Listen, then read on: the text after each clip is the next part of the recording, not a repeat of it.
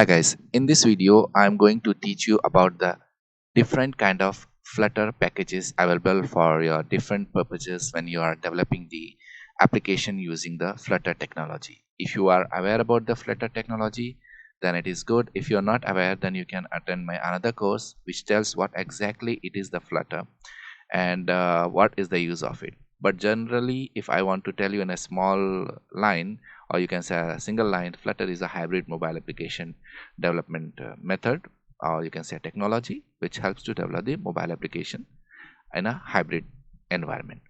So there is a lot of packages. Now what exactly it is a packages here, because Flutter is totally dependent about the third party plugins, or you can say like a different kind of packages, and these packages are responsible or helpful for you to developing the application and making the application the kind of things you want, the purpose you saw, like navigation, photo, and all these kind of things.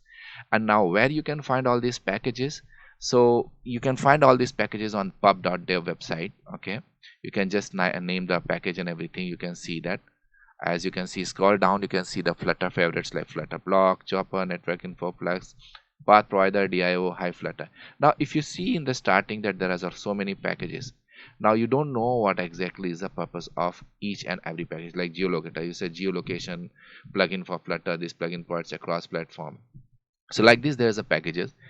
In this course I'm going to teach you each and everything about different kind of packages for your purpose when you are making a simple application, and that will be helpful for you. More packages I will keep on adding as the course grows. So see you guys in the next video, where I'm going to teach you how to create the splash screen, first without package and second with package. So see you guys in another video.